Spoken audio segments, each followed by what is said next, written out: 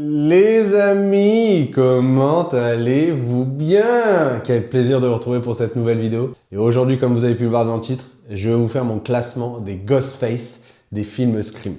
Alors, c'est pas forcément en relation avec mes films préférés, comme je vous l'ai fait dans une précédente vidéo, mais vous allez voir. Donc, avant tout, pour ceux qui n'ont jamais vu les films Scream et qui veulent les voir, je vous invite à ne pas regarder cette vidéo, juste liker, commenter, abonnez-vous si vous n'êtes pas encore abonné.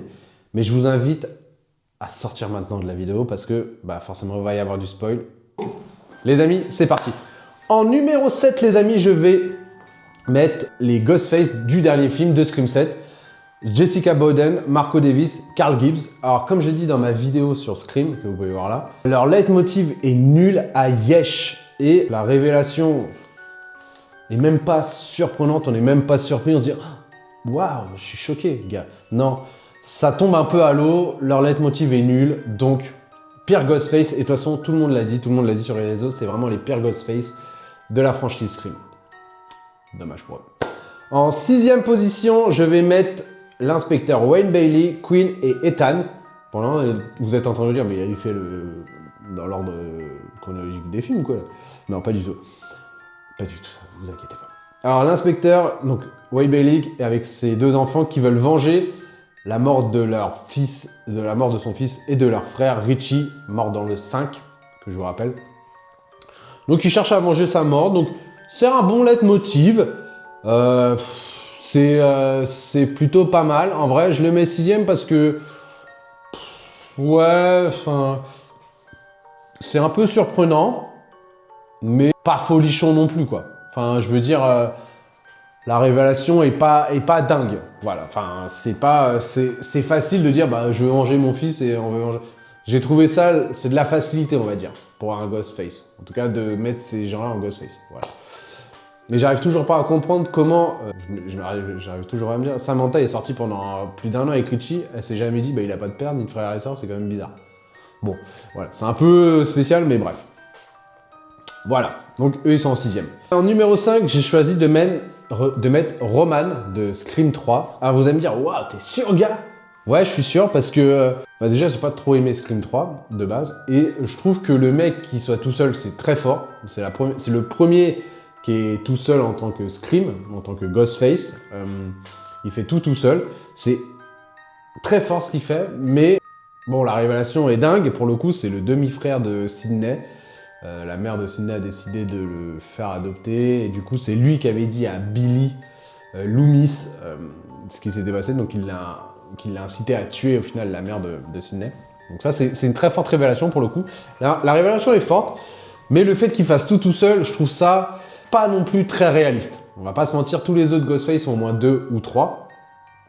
Et le fait qu'il fasse tout seul, sachant que c'est le réalisateur dans Scream 3 du film sur la vie de Sidney, il arrive à se faire tout seul en même temps. Ça reste bizarre. Ça reste bizarre. Voilà. Donc je le mets en 5e parce que la révélation est dingue, mais en tant que Ghostface, je me dis que ça reste peu crédible, je trouve. En numéro 4, j'ai choisi de mettre Nancy Loomis et Mickey. Bien qu'il soit... La révélation est encore une fois très bien. Le fait que ça soit Nancy Loomis, au final, la mère de Billy Loomis du 1, qui veut venger la mort de son fils. Voilà, c'est pour ça que j'ai mis... c'est pour ça que j'ai mis l'inspecteur Wayne en 6e, parce qu'on avait déjà vu ça avec Nancy Loomis. En mode, je veux venger la mort de mon fils. Donc là, Nancy veut venger la mort de Billy. Et Mickey, lui, veut juste devenir connu. Bon... Je les ai mis en 4e parce qu'en final, en fait, Nancy Loomis, elle ne tue personne. C'est Mickey qui fait tout et elle ne tue que Mickey à la fin, donc elle ne tue qu'une personne. Donc en final, Mickey est tout seul à faire. C'est un peu comme Roman, en fait, il fait tout seul parce qu'on va pas se mentir, c'est encore une fois peu crédible que Nancy se mette dans le costume de Ghostface. Elle est petite de taille, le Ghostface est généralement grand, etc. Donc, voilà pourquoi je les ai mis en 4e et ça reste encore une fois peu crédible. Mais la révélation, en revanche, du fait que ça soit la mère de Billy, ça, bravo. En 3e position, j'ai décidé de mettre Amber et Richie. Alors beaucoup vont critiquer ce choix-là, mais j'ai trouvé Le leitmotiv est un peu naze. En fait, ils n'étaient pas fans des derniers films Stab. Et ils ont voulu recréer un scénario pour pouvoir faire un meilleur film. Donc c'est pour ça que lui est sorti avec Samantha. Et sachant qu'elle était la fille de Billy, et ils ont voulu la faire accuser des meurtres. Donc ils ont dit ouais, ça aurait été un super scénario. Donc le leitmotiv est pas dingue, mais la performance d'Amber et Richie et la révélation comme quoi c'est eux dans le film est incroyable. Donc pour moi c'est des très bons Ghostface. Beaucoup n'aiment pas le film Scream 5, je sais pas pourquoi, moi je l'ai beaucoup aimé. Peut-être des goûts de chiottes, j'en sais rien, mais j'ai beaucoup aimé. Et leur révélation est super en tout cas. Donc voilà, ça c'est mon choix. Et on va pas se mentir, les acteurs ont été très bons et dans leur jeu, ils étaient très bons aussi. En numéro 2, j'ai décidé de mettre Jill et Charlie de Scream 4. Du coup, là, encore une fois, de toute façon, dans ce classement, on parle de révélation. C'est ça qui est intéressant, le Ghostface, c'est ça là, qui nous... Et Jill, la cousine de Sidney, qui est un des Ghostface, c'est une masterclass, sachant qu'elle a tué sa propre mère. Jill a tué sa propre mère. Donc c'est fort. Ah ouais. Donc, non, je trouve que la révélation est incroyable. Le leitmotiv de Jill, c'est parce qu'elle en avait marre d'entendre toujours le nom de Sidney. Elle voulait devenir connue. Bon, il y a toujours ce truc de fame un peu dans les Ghostface, hein, un peu le leitmotiv à chaque fois. Mais bon, ça, on va pas se refaire à chaque fois, mais je me gratte en même temps. Hein. J'ai le droit. Mais ouais, la révélation est dingue et Jill, la cousine de Sidney, ils ont fait un gros choix. Dommage que le film s'est un peu planté, mais comme je vous l'ai dit dans ma précédente vidéo, c'est parce que c'est sorti à la mauvaise époque, mais le fait est que c'est des très bons Ghostface.